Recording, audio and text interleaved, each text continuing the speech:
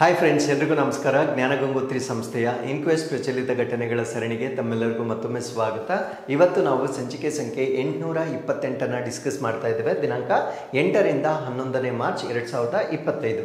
So ಇವತ್ತಿನ ಅಪ್ಡೇಟ್ಸನ್ನು ತಿಳಿಯೋದಕ್ಕಿಂತ ಮುಂಚೆ ಕಳೆದ ಸಂಚಿಕೆ 2 ಪ್ರಶ್ನೆಗಳ ಉತ್ತರಗಳು, ಪ್ರಶ್ನೆ ಸಂಖ್ಯೆ 1ಕ್ಕೆ ಆಪ್ಷನ್ ಎ ಮತ್ತು ಪ್ರಶ್ನೆ ಸಂಖ್ಯೆ 2ಕ್ಕೆ ಆಪ್ಷನ್ ಎ ಸರಿ ಉತ್ತರವಾಗಿರುತ್ತೆ. ಹಾಗಿದ್ರೆ ಇವತ್ತಿನ ಮೊದಲನೇ ಪ್ರಶ್ನೆಗೆ ಬರೋಣ.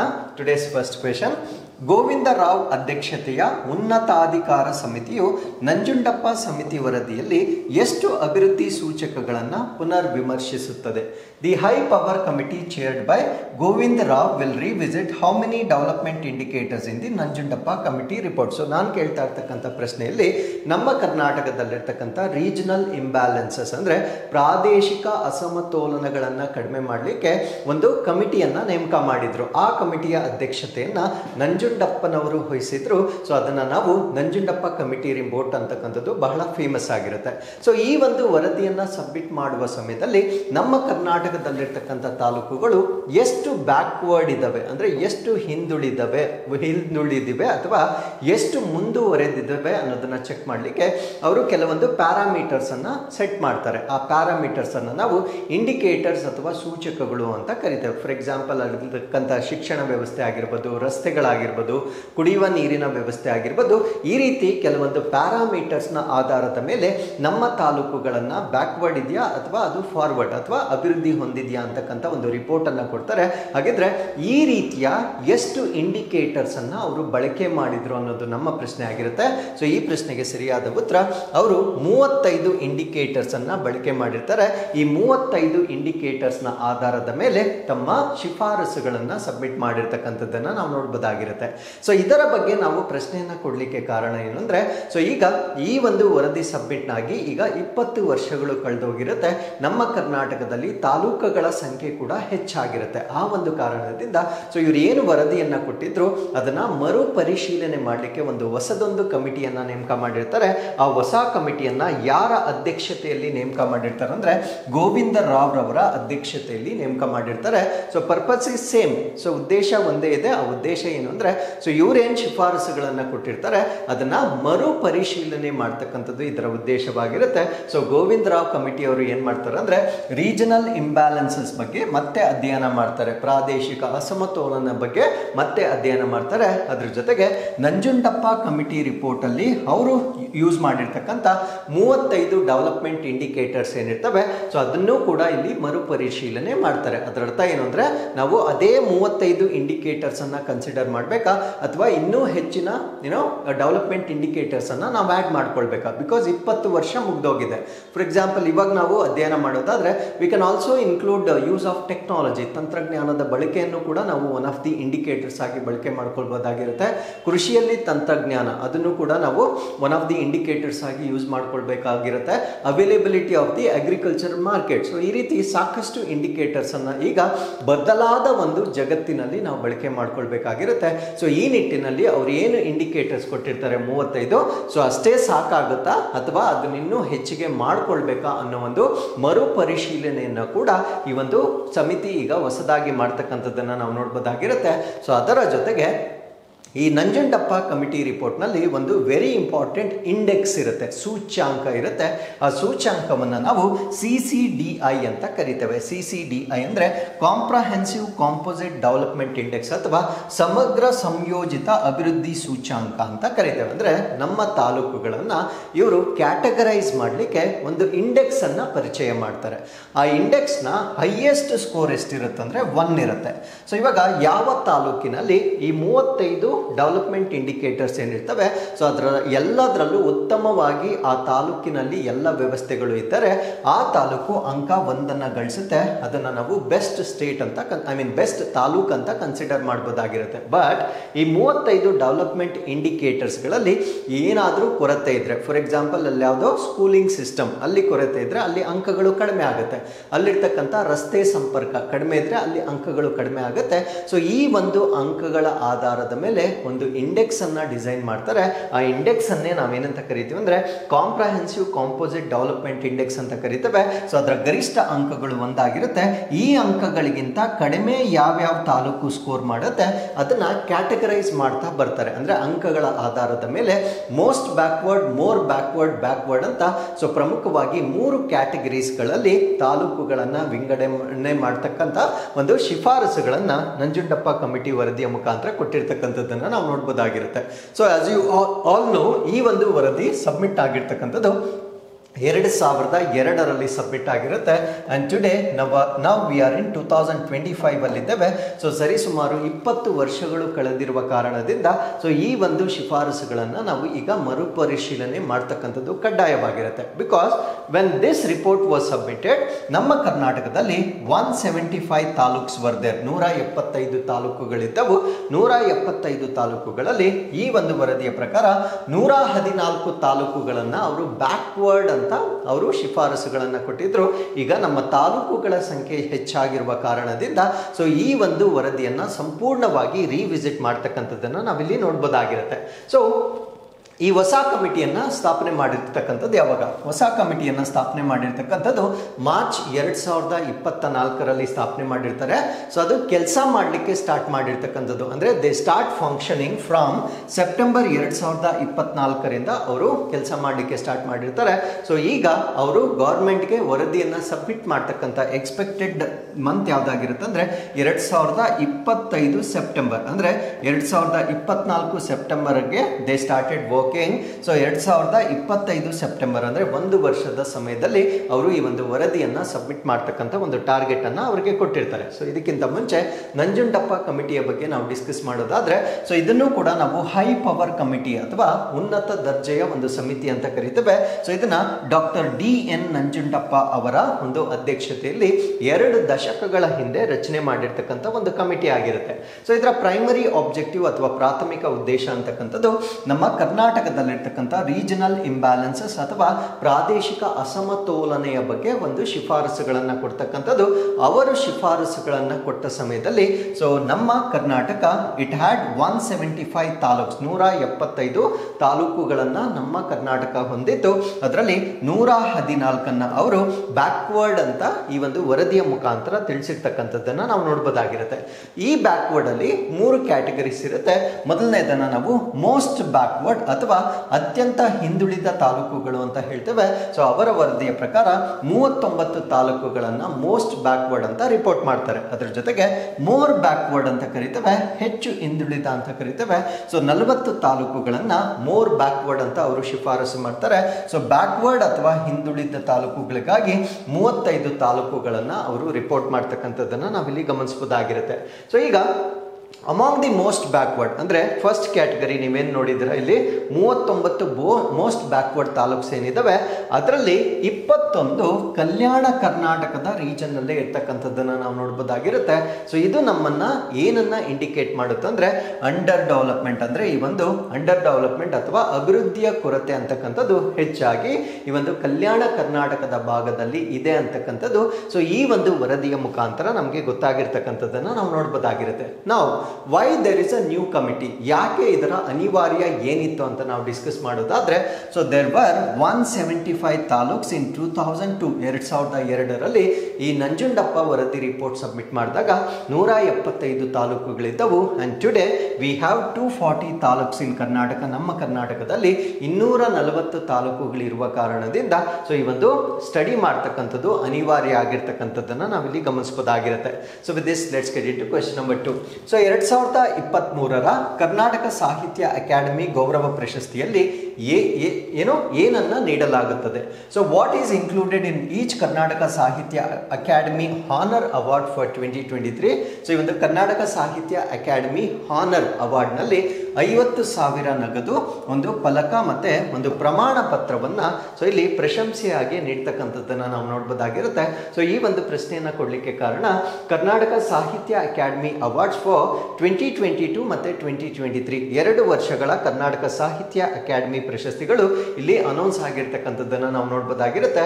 ಸೊ ಯಾರು ನಮ್ಮ ಕನ್ನಡ ಲಿಟ್ರೇಚರ್ಗೆ, ಕನ್ನಡ ಸಾಹಿತ್ಯಕ್ಕೆ ಹೆಚ್ಚಿನ ಕಾಂಟ್ರಿಬ್ಯೂಷನ್ ಅಥವಾ ಕೊಡುಗೆಯನ್ನು ನೀಡ್ತಾರೆ ಅವ್ರಿಗೆ ಕೊಡ್ತಕ್ಕಂಥ ಒಂದು ಅವಾರ್ಡ್ ಆಗಿರುತ್ತೆ. ಸೊ 2023ರಲ್ಲಿ ಸೊ ಈ ಒಂದು ಪ್ರಶಸ್ತಿಯನ್ನ ರಿಸೀವ್ ಮಾಡ್ಕೊಂಡಿರ್ತಕ್ಕಂಥವ್ರು ಸಿ ವೀರಣ್ಣ, ಸೊ ಇವರು ಬೆಂಗಳೂರಿನವರು, ಡಾಕ್ಟರ್ ಶ್ರೀರಾಮ್ ಇಟ್ಟನವರ್, ಸೊ ಇವರು ಬಾಗಲಕೋಟೆ, ದೆನ್ ಜನಗೆರೆ ವೆಂಕಟರಮಯ್ಯ, ಸೊ ಇವರು ತುಮಕೂರು, AM ಮಾದರಿ ಇವರು ಕೊಪ್ಪಳ, ಮತ್ತೆ ಸಬಿಹಾ ಭೂಮಿಗೌಡ ಇವರು ಮಂಗಳೂರು. ಸೊ ಇವ್ರಿಗೆ 50,000 ಕ್ಯಾಶ್, ಒಂದು ಪ್ಲೇಟ್ ಮತ್ತೆ ಒಂದು ಸರ್ಟಿಫಿಕೇಶನ್ ಅನ್ನ ಈ ಒಂದು ಪ್ರಶಸ್ತಿಯ ಮುಖಾಂತರ ನೀಡ್ತಕ್ಕಂಥದ್ದನ್ನ ನಾವು ನೋಡ್ಬೋದಾಗಿರುತ್ತೆ.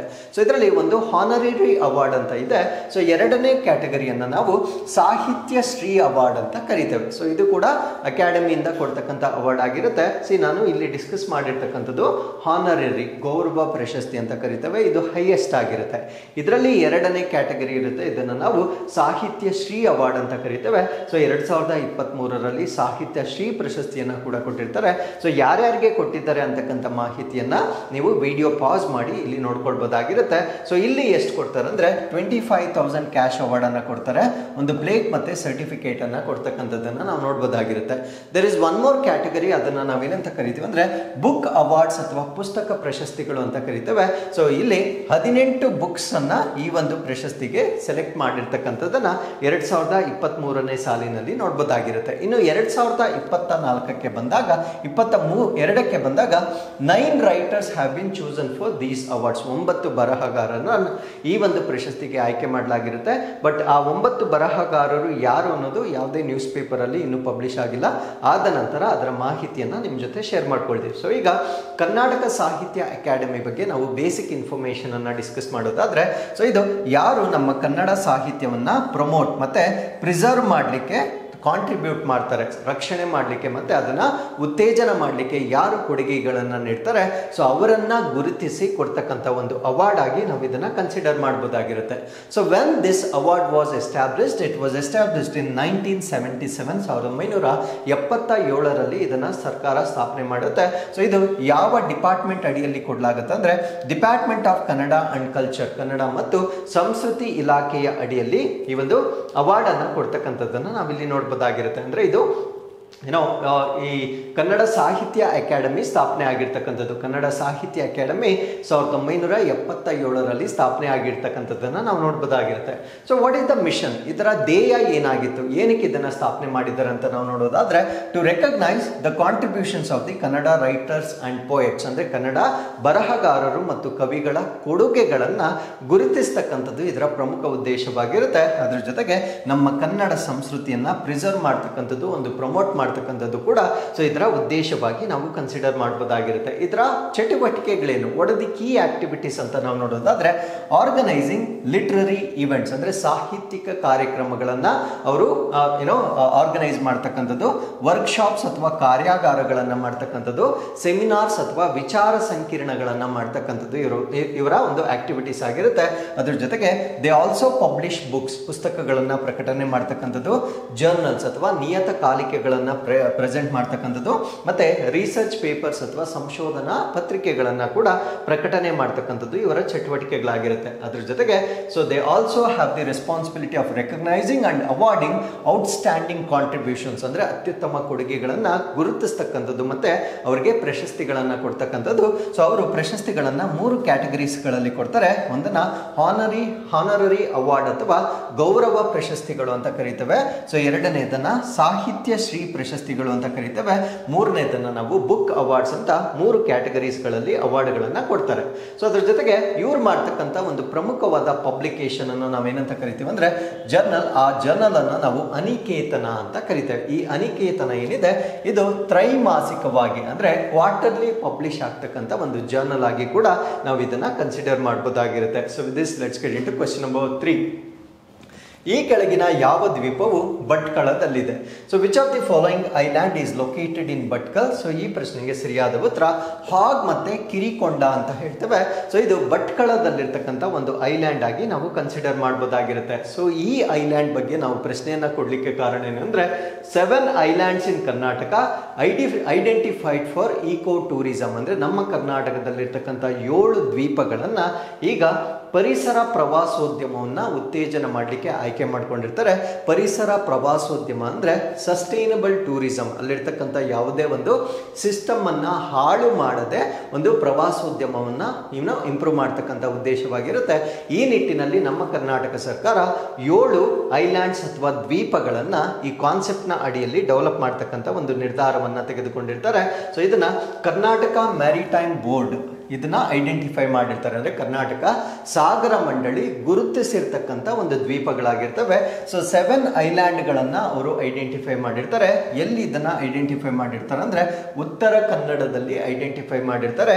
ಯಾವ ಕಾರಣಕ್ಕಾಗಿ ಅಂದರೆ ಈಕೋ ಟೂರಿಸಂ, ಪರಿಸರ ಪ್ರವಾಸೋದ್ಯಮವನ್ನು ಹೆಚ್ಚು ಮಾಡ್ತಕ್ಕಂಥ ಉದ್ದೇಶದಿಂದ ಅವರು ಆಯ್ಕೆ ಮಾಡಿರ್ತಾರೆ. ಆ ಪ್ರದೇಶಗಳು ಯಾವುದು ಅಂತ ನಾವು ನೋಡೋದಾದ್ರೆ ಒಂದು ಹಾಗ್ ಮತ್ತೆ ಕಿರಿಕೊಂಡ ಅಂತ ಕರಿತೇವೆ, ಇದಿರ್ತಕ್ಕಂಥದ್ದು ಭಟ್ಕಳದಲ್ಲಿ. ಇನ್ನೊಂದನ್ನ ಅಂಕಣಿ ಚೆಗ್ಗುಡು ಅಂತ ಕರಿತೇವೆ, ಇದು ಅಂಕೋಲದಲ್ಲಿರುತ್ತೆ.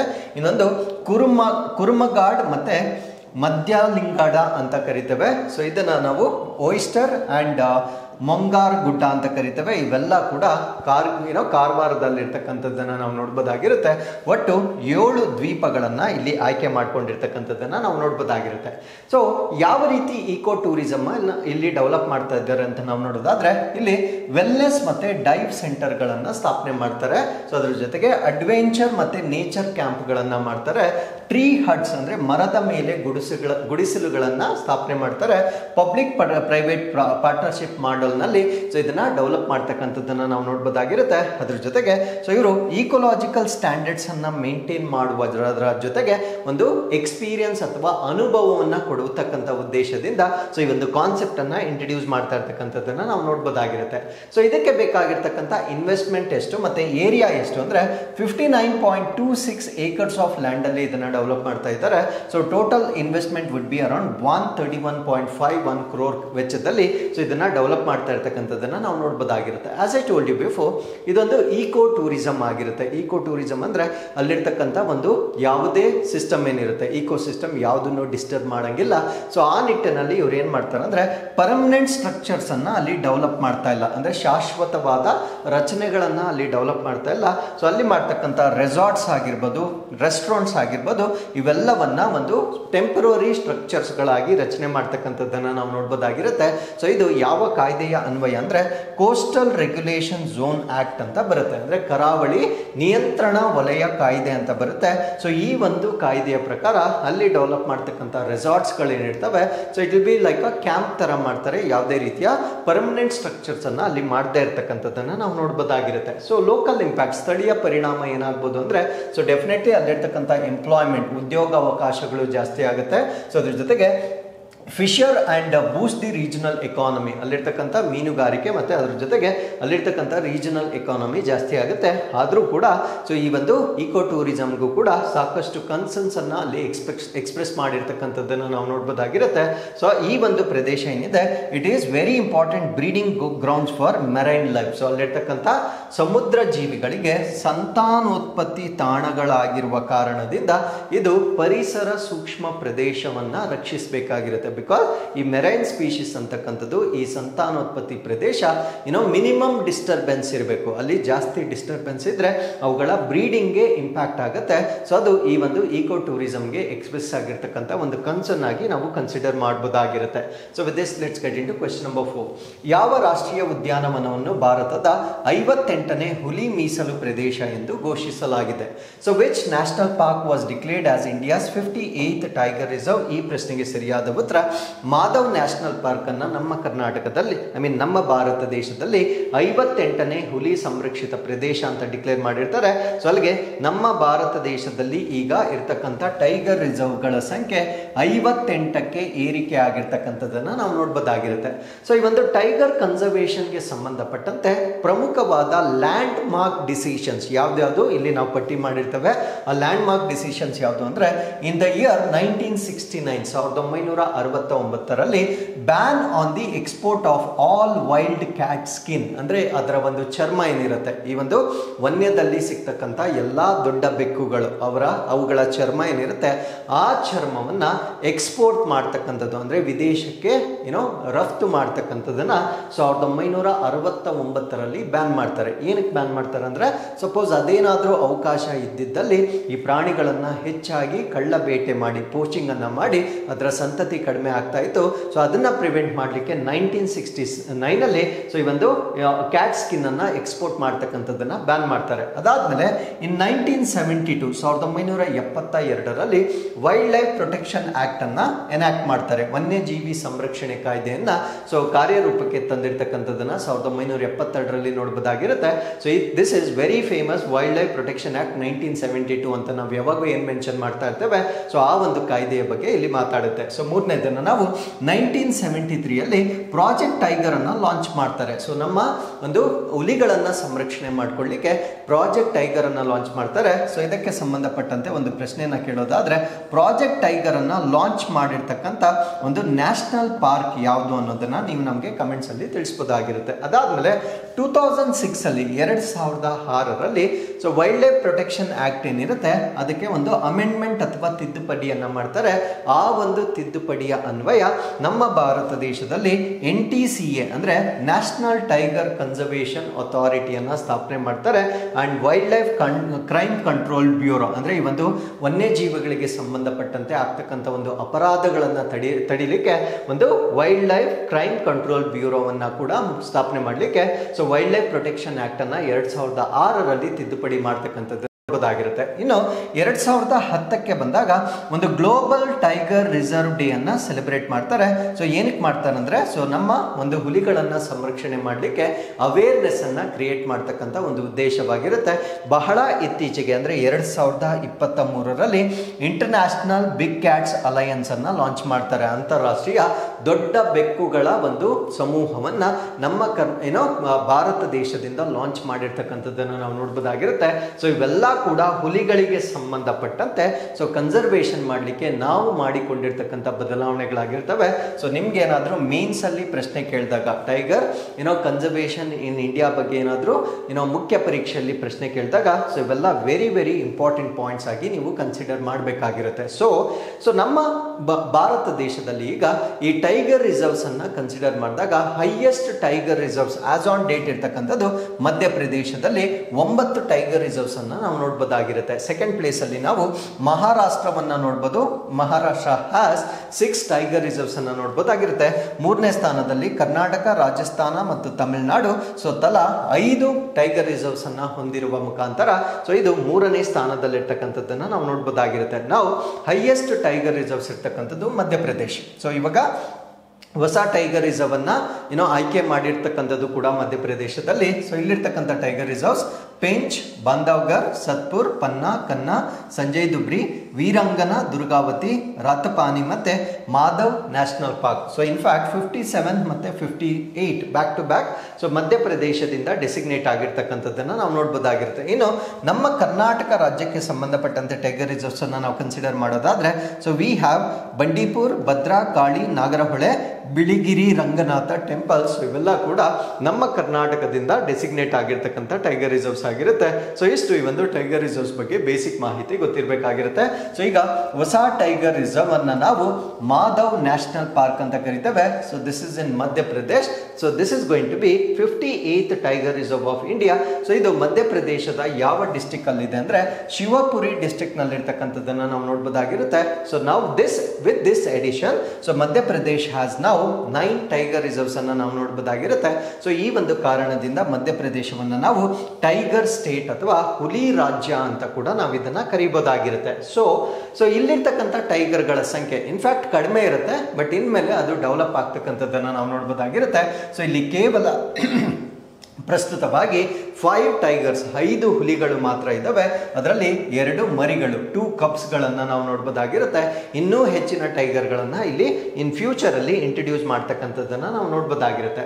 ಸೊ ಇದನ್ನು ಎಸ್ಟಾಬ್ಲಿಷ್ ಮಾಡಿರ್ತಕ್ಕಂಥದ್ದು ಯಾವಾಗ ಅಥವಾ ಇದರ ಸ್ವಲ್ಪ ಇತಿಹಾಸವನ್ನು ನಾವು ನೋಡೋದಾದ್ರೆ ಇಟ್ ವಾಸ್ ಎಸ್ಟಾಬ್ಲಿಷ್ಡ್ ಇನ್ 1959 1959ರಲ್ಲಿ. ಸೊ ಇದು 375 ಸ್ಕ್ವೇರ್ ಕಿಲೋಮೀಟರ್ಸ್ ಅನ್ನ ಹೊಂದಿರತಕ್ಕಂಥ ಒಂದು ನ್ಯಾಷನಲ್ ಪಾರ್ಕ್ ಆಗಿರುತ್ತೆ. ಸೊ ಇಲ್ಲಿ ಸಾಕಷ್ಟು ವೈಲ್ಡ್ ಲೈಫ್ ಲೆಪರ್ಡ್ಗಳನ್ನು ನಾವು ನೋಡ್ಬೋದು, ಡೀರ್ಗಳನ್ನು ನೋಡ್ಬೋದು, ಮತ್ತೆ ಸಾಕಷ್ಟು ಬರ್ಡ್ ಸ್ಪೀಶೀಸ್ ಅಥವಾ ಪಕ್ಷಿ ಪ್ರಭೇದಗಳನ್ನು ಹೊಂದಿರತಕ್ಕಂಥ ಒಂದು ನ್ಯಾಷನಲ್ ಪಾರ್ಕ್ ಆಗಿರುತ್ತೆ. So India's role in tiger conservation ಅಂದರೆ ಭಾರತ ಈ ಒಂದು ಹುಲಿಗಳ ಸಂರಕ್ಷಣೆಗೆ ಬಂದಾಗ ಭಾರತದ ಪಾತ್ರವನ್ನು ನಾವು ಗಮನಿಸೋದಾದ್ರೆ ಸೊ ಜಗತ್ತಿನ ಟೋಟಲ್ ಟೈಗರ್ ಪಾಪ್ಯುಲೇಷನ್ ಏನಿದೆ ಸೊ ಅದರಲ್ಲಿ 70% ಆಫ್ ದಿ ಟೈಗರ್ ಪಾಪ್ಯುಲೇಷನ್ ನಮ್ಮ ಭಾರತ ದೇಶದಲ್ಲಿ ಇರ್ತಕ್ಕಂಥದ್ದನ್ನು ನಾವು ನೋಡ್ಬೋದಾಗಿರುತ್ತೆ. The increase in tiger population the credit goes to project tiger. So ನಮ್ಮ ಭಾರತ ದೇಶದಲ್ಲಿ 1973 ಪ್ರಾಜೆಕ್ಟ್ ಟೈಗರ್ ಅನ್ನು ಲಾಂಚ್ ಮಾಡಿರ್ತಾರೆ. ಸೊ ಈ ಒಂದು ಪ್ರಾಜೆಕ್ಟ್ ಟೈಗರ್ನ ಅಡಿಯಲ್ಲಿ ಟೈಗರ್ ಪಾಪ್ಯುಲೇಷನ್ ಕನ್ಸಿಸ್ಟೆಂಟ್ ಆಗಿ ಇನ್ಕ್ರೀಸ್ ಆಗಿರ್ತಕ್ಕಂಥದ್ದನ್ನು ನಾವು ನೋಡ್ಬೋದಾಗಿರುತ್ತೆ. ಸೊ ಮಧ್ಯಪ್ರದೇಶ ಈಗ highest number of tiger reserves ಅನ್ನು ಹೊಂದಿರತಕ್ಕಂಥ ಒಂದು ರಾಜ್ಯವಾಗಿರುತ್ತೆ. So with this let's get into question number 5.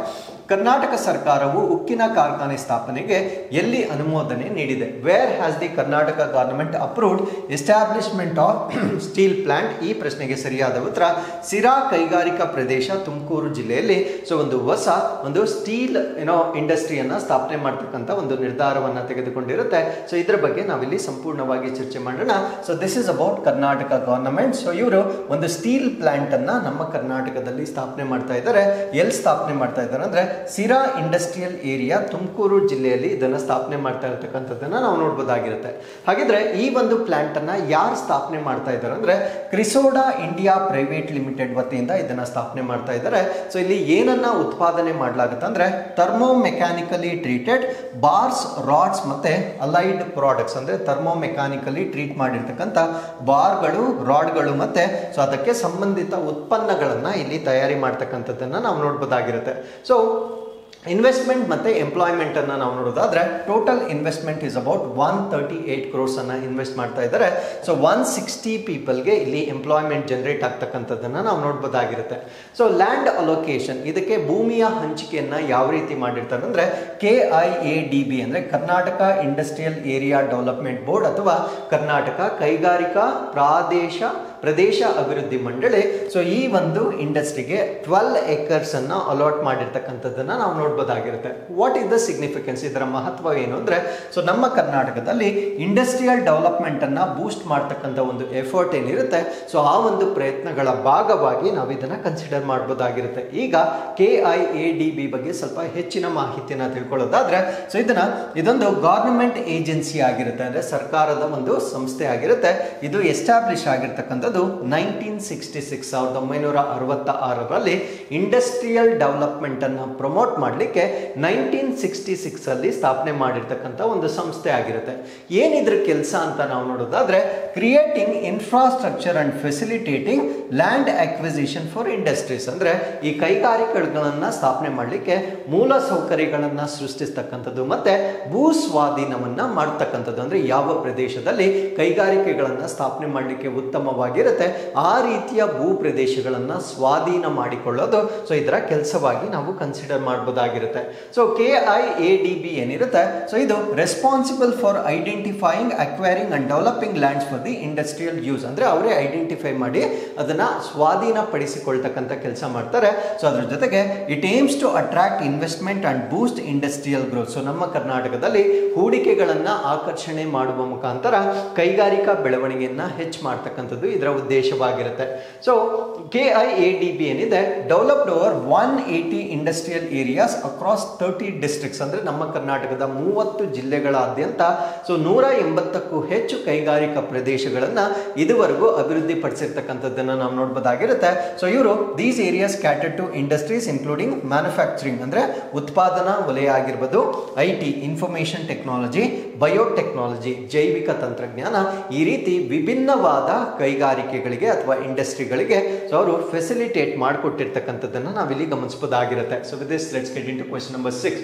So Bharat ದೇಶದಲ್ಲಿ ಮೊದಲ ಮಹಿಳಾ ಕೇಂದ್ರ ಕಾನೂನು ಕಾರ್ಯದರ್ಶಿಯಾಗುವ ಮೂಲಕ ಇತಿಹಾಸ ನಿರ್ಮಿಸಿದವರು ಯಾರು? Who has made history by becoming the first ever women union secretary in India, union law secretary in India.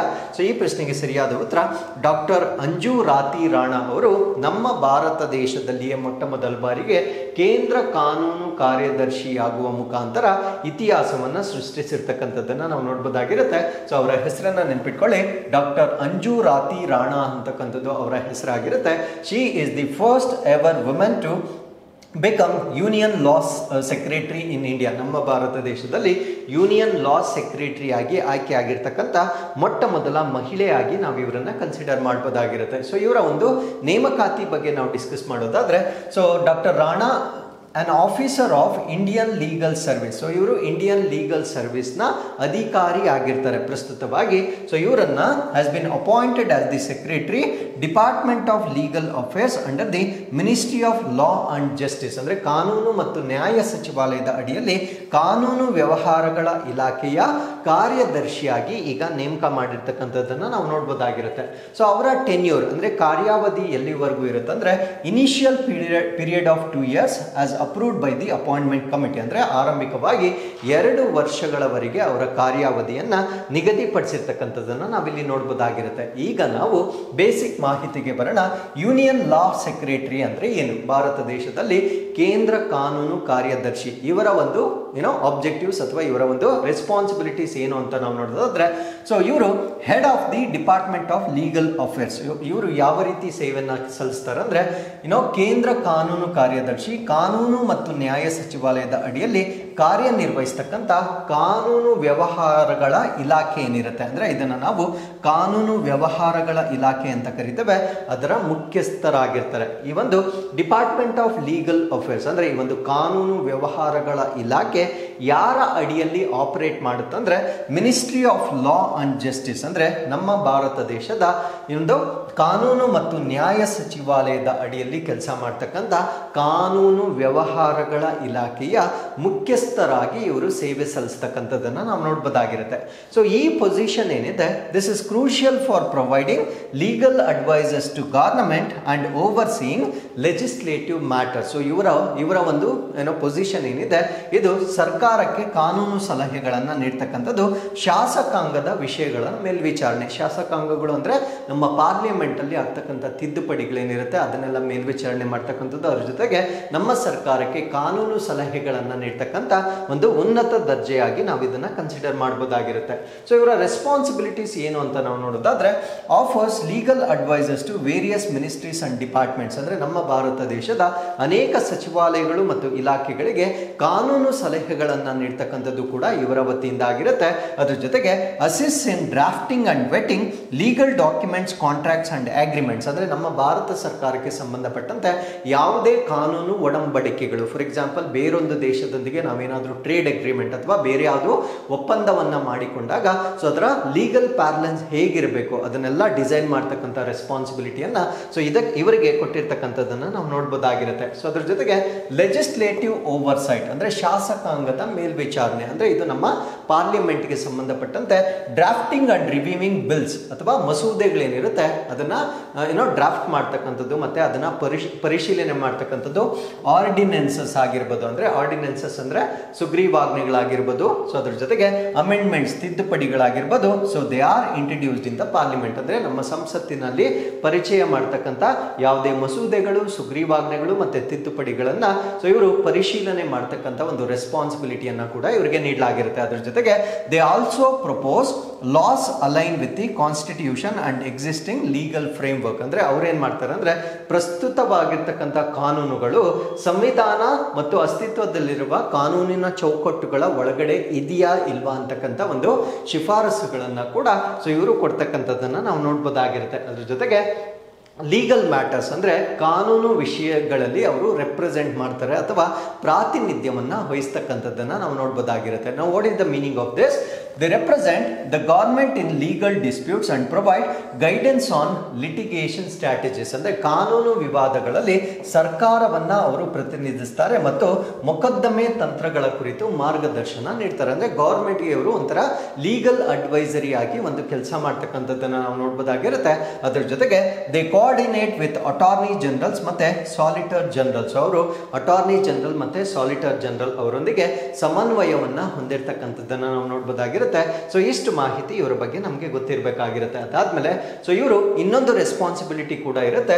So appointment and administration, ನೇಮಕಾತಿಗಳು ಮತ್ತು ಅವರ ಆಡಳಿತವನ್ನು ತೆಗೆದುಕೊಂಡಾಗ ILS ಅಂತ ಕರಿತೇವೆ. ILS ಅಂದ್ರೆ ಇಂಡಿಯನ್ ಲೀಗಲ್ ಸರ್ವಿಸಸ್ ಆಫೀಸರ್ಸ್ ಅಂತ ಕರಿತೇವೆ. ಸೊ ಇವ್ರನ್ನ ಅಪಾಯಿಂಟ್ಮೆಂಟ್ ಮಾಡ್ತಕ್ಕಂಥದ್ದಾಗ್ಲಿ ಅಂಡ್ ದೇರ್ ಪೋಸ್ಟಿಂಗ್ಸ್ ಅನ್ನ ಮಾಡ್ತಕ್ಕಂಥದ್ದಾಗ್ಲಿ, ಅಂದ್ರೆ ಭಾರತೀಯ ಕಾನೂನು ಸೇವೆ ಅಧಿಕಾರಿಗಳು ಅಂತ ಇರ್ತಾರೆ, ಅವರನ್ನ ನಾವು ILS ಅಂತ ಕರಿತೇವೆ. ಸೊ ಅವರನ್ನ ಮೇಲ್ವಿಚಾರಣೆ ಮಾಡ್ತಕ್ಕಂಥದ್ದು, ನೇಮಕಾತಿ ಮಾಡ್ತಕ್ಕಂಥದ್ದು ಮತ್ತೆ ಪೋಸ್ಟಿಂಗ್ ಅಂದ್ರೆ ಅವ್ರನ್ನ ಎಲ್ಲಿ ನಿಯೋಜನೆ ಮಾಡಬೇಕು ಅವೆಲ್ಲದರ ಮೇಲ್ವಿಚಾರಣೆಯನ್ನು ಕೂಡ ಸೊ ಇವರು ತೆಗೆದುಕೊಂಡಿರ್ತಕ್ಕಂಥದ್ದನ್ನ ನಾವು ನೋಡ್ಬೋದಾಗಿರುತ್ತೆ. So with this let's get into question number 7. So ದಕ್ಷಿಣ ಜಾರ್ಜಿಯಾ ಬಳಿ ಸಿಲುಕಿಕೊಂಡಿರುವ ವಿಶ್ವದ ಅತಿ ದೊಡ್ಡ ಮಂಜುಗಡ್ಡೆಯ ಹೆಸರೇನು?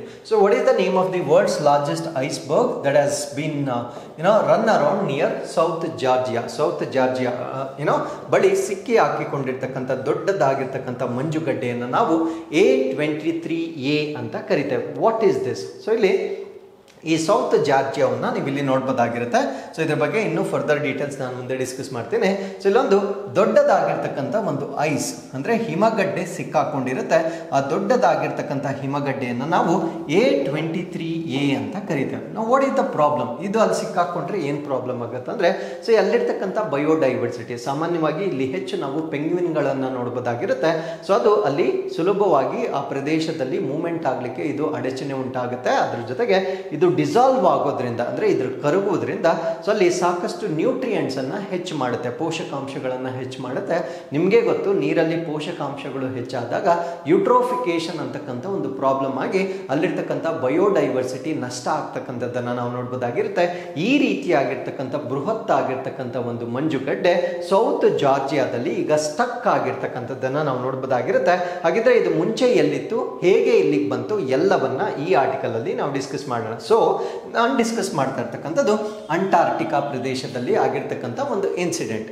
ಸೊ ಅಂಟಾರ್ಟಿಕಾ ಪ್ರದೇಶದ ಸುತ್ತ ನಾವು ಸದರ್ನ್ ಓಷನ್ ಅನ್ನ ನೋಡ್ಬೋದಾಗಿರುತ್ತೆ.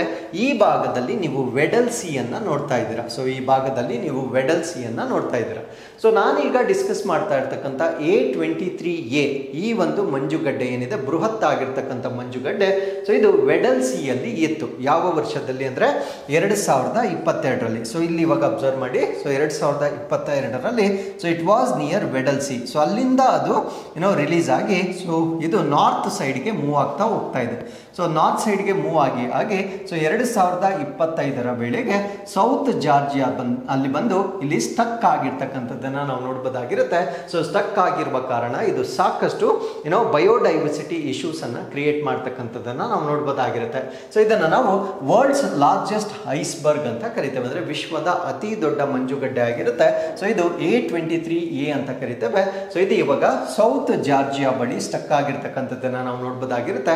ಸೌತ್ ಜಾರ್ಜಿಯಾ ಎಲ್ಲಿರುತ್ತೆ ಅಂದ್ರೆ remote island in the south Atlantic ocean. So ಈ ಒಂದು ದಕ್ಷಿಣ ಅಟ್ಲಾಂಟಿಕ್ ಓಷನ್ ಏನಿದೆ, ಸೊ ಅದರ ದೂರದಲ್ಲಿರ್ತಕ್ಕಂಥ ಒಂದು ದ್ವೀಪದ ಬಳಿ ಇದು ಅಂಟಿಕೊಂಡಿರ್ತಕ್ಕಂಥದ್ದು ಅಥವಾ ಸಿಲುಕಿಕೊಂಡಿರ್ತಕ್ಕಂಥದ್ದನ್ನ ನಾವು ನೋಡ್ಬೋದಾಗಿರುತ್ತೆ. ಸೊ ಇದನ್ನ ಯಾಕೆ ಬೃಹತ್ ಮಂಜುಗಡ್ಡೆ ಅಂತ ನಾವು ಯಾಕೆ ಕರಿತೀವಿ ಅಂದ್ರೆ so it is trillion ton iceberg ಆಗಿರುತ್ತೆ. ಅಂದ್ರೆ 1 ಟ್ರಿಲಿಯನ್ ಟನ್ ಅಷ್ಟು ತೂಕವನ್ನ ಹೊಂದಿರತಕ್ಕಂಥದ್ದನ್ನ ನಾವು ನೋಡ್ಬೋದಾಗಿರುತ್ತೆ. ಸೊ ಒಂದು ರೋಡ್ ಐಲ್ಯಾಂಡ್ ಅಂತ ಬರುತ್ತೆ. ಸೊ ಸರಿ ಸುಮಾರು ಆ ರೋಡ್ ಐಲ್ಯಾಂಡ್ ಅಷ್ಟು ದೊಡ್ಡದಾಗಿರ್ತಕ್ಕಂಥ ಒಂದು ಮಂಜುಗಡ್ಡೆಯಾಗಿ ನಾವು ಇದನ್ನ ಕನ್ಸಿಡರ್ ಮಾಡಬಹುದಾಗಿರುತ್ತೆ. ಸೊ ಇದು ಎಲ್ಲಿಂದ ಸ್ಟಾರ್ಟ್ ಆಯಿತು? It broke off from Antarctica's Filchner ice shelf ಅಂತ ಇದೆ. ಅಂದ್ರೆ ಅಂಟಾರ್ಟಿಕಾದಲ್ಲಿ ಒಂದು ಫಿಲ್ಚ್ನರ್ ಐಸ್ ಶೆಲ್ಫ್ ಅಂತ ಇದೆ. ಸೊ ಅಲ್ಲಿಂದ 1986ರಲ್ಲಿ ಬ್ರೇಕ್ ಆಗುತ್ತೆ. ಸೊ 1986 ಅಲ್ಲಿ ಒಂದು ಅಂಟಾರ್ಟಿಕಾದಲ್ಲಿ ಇರ್ತಕ್ಕಂಥ ಒಂದು ಐಸ್ ಶೆಲ್ಫ್, ಅದನ್ನ ನಾವು ಫಿಲ್ಚ್ನರ್ ಅಂತ ಕರಿತೇವೆ. So it broke in the year 1986, 1986ರಲ್ಲಿ ಅದು ಅಲ್ಲಿ ಬ್ರೇಕ್ ಆಗುತ್ತೆ. ಬ್ರೇಕ್ ಆಗಿದ್ದ ನಂತರ ಸೊ ಇದು ವೆಡಲ್ ಸಿಗೆ ಬಂದು ಸ್ಟಕ್ ಆಗುತ್ತೆ. ಫಸ್ಟ್ ಎಲ್ಲಿ ಸ್ಟಕ್ ಆಗಿರುತ್ತೆ ಅಂದ್ರೆ ವೆಡಲ್ ಸಿಗೆ ಬಂದು ಸ್ಟಕ್ ಆಗಿರುತ್ತೆ. ಸೊ ಕಳೆದ 30 ವರ್ಷಗಳಿಂದ ಅದು ವೆಡಲ್ ಸಿಯಲ್ಲೇ ಸ್ಟಕ್ ಆಗಿದೆ. ಆಗಿತ್ತು. ಅದಾದಮೇಲೆ ಅಲ್ಲಿಂದ ಕೂಡ ರಿಲೀಸ್ ಆಗಿ ಅದು ನಾರ್ತ್ ಕಡೆಗೆ ಡ್ರಿಫ್ಟ್ ಆಗಿರ್ತಕ್ಕಂಥದ್ದನ್ನು ನಾವು ನೋಡ್ಬೋದಾಗಿರುತ್ತೆ. ನಾರ್ತ್ ಕಡೆಗೆ ಡ್ರಿಫ್ಟ್ ಆಗಿ ಈಗ ಸೌತ್ ಜಾರ್ಜಿಯಾದಲ್ಲಿ ಬಂದು ಸ್ಟಕ್ ಆಗಿರ್ತಕ್ಕಂಥದ್ದನ್ನು ನಾವು ನೋಡ್ಬೋದಾಗಿರುತ್ತೆ. ಸೊ ನಾವು it is stuck 50 to 70 kilometres from south ಜಾರ್ಜಿಯಾದಿಂದ 50ರಿಂದ 70 ಕಿಲೋಮೀಟರ್ನ ಸೌತ್ ಜಾರ್ಜಿಯಾದಲ್ಲಿ ಬಂದು ಅದು ಸ್ಟಕ್ ಆಗಿರ್ತಕ್ಕಂಥದ್ದನ್ನು ನಾವು ನೋಡ್ಬೋದಾಗಿರುತ್ತೆ. ಸೊ ಈ ಏರಿಯಾ ಏನಿದೆ ಅಂದರೆ ಈಗ ಈ ಒಂದು ಬೃಹತ್ ಆಗಿರ್ತಕ್ಕಂಥ ಐಸ್ಬರ್ಗ್ ಸ್ಟಕ್ ಆಗಿರ್ತಕ್ಕಂಥ ಪ್ರದೇಶ ಏನಿದೆ, so this is rich in biodiversity, ಜೀವ ವೈವಿಧ್ಯತೆ ಸಮೃದ್ಧವಾಗಿರ್ತಕ್ಕಂಥ ಪ್ರದೇಶವಾಗಿರುತ್ತೆ. ಸೊ ಅಲ್ಲಿ ನಾವು ಪೆಂಗ್ವಿನ್ಗಳು, ಸೀಲ್ಗಳು ಮತ್ತೆ ಬೇರೆ ಸಮುದ್ರ ಜೀವಿಗಳನ್ನು ನಾವಿಲ್ಲಿ ನೋಡ್ಬೋದಾಗಿರುತ್ತೆ. ಸೊ ಇಲ್ಲಿ ಬಂದು ಸ್ಟಕ್ ಆಗಿರ್ತಕ್ಕಂಥದ್ದನ್ನು ನಾವಿಲ್ಲಿ ಗಮನಿಸಬಹುದಾಗಿರುತ್ತೆ. ನಾವು what could be the impact, ಇದರಿಂದ ಆಗ್ತಕ್ಕಂಥ ಪರಿಣಾಮ ಏನು ಅಂತ ನಾವು ನೋಡೋದಾದ್ರೆ, ಇದು ಫೀಡಿಂಗ್ ರೂಟ್ಸ್ ಫಾರ್ ಸೀಲ್ಸ್ ಮತ್ತು ಪೆಂಗ್ವಿನ್ಸ್ ಬ್ಲಾಕ್ ಆಗುತ್ತೆ. ಅಂದರೆ ಈ ಸೀಲ್ಗಳು ಮತ್ತು ಪೆಂಗ್ವಿನ್ಗಳು ಆಹಾರವನ್ನು ಹುಡುಕಿಕೊಳ್ತಕ್ಕಂಥ ಒಂದು ಮಾರ್ಗ ಏನಿರುತ್ತೆ, ಸೊ ಅದು ಬ್ಲಾಕ್ ಆಗುತ್ತೆ. ಯಾವಾಗ ಆಹಾರ ಸಿಗೋದಿಲ್ಲ, ಆ ಪ್ರಾಣಿಗಳು ಕ್ರಮೇಣವಾಗಿ ನಶಿಸಿ ಹೋಗ್ತಕ್ಕಂಥದ್ದನ್ನು ನಾವು ನೋಡ್ಬೋದಾಗಿರುತ್ತೆ. ಅದ್ರ ಜೊತೆಗೆ ಇದೇನಾದರೂ ಮೆಲ್ಟ್ ಆಗಲಿಕ್ಕೆ ಸ್ಟಾರ್ಟ್ ಮಾಡಿದಾಗ, ಅಂದರೆ ಕರಗಲಿಕ್ಕೆ ಸ್ಟಾರ್ಟ್ ಮಾಡಿದಾಗ ಅದು ನ್ಯೂಟ್ರಿಯೆಂಟ್ಸನ್ನು ರಿಲೀಸ್ ಮಾಡುತ್ತೆ. ಸೊ ನ್ಯೂಟ್ರಿಯೆಂಟ್ಸನ್ನು ರಿಲೀಸ್ ಮಾಡೋದ್ರಿಂದ ಲೋಕಲ್ ಇಕೋಸಿಸ್ಟಮ್ ಮತ್ತು biodiversity, I mean marine productivity ಜಾಸ್ತಿ ಆಗುತ್ತೆ. ಇದು ಒಂಥರ ಅಡ್ವಾಂಟೇಜ್ ಆಗಿ ಕೂಡ ನೋಡ್ಬೋದು, ಡಿಸ್ಅಡ್ವಾಂಟೇಜ್ ಆಗಿ ಕೂಡ ನೋಡ್ಬೋದಾಗಿರುತ್ತೆ.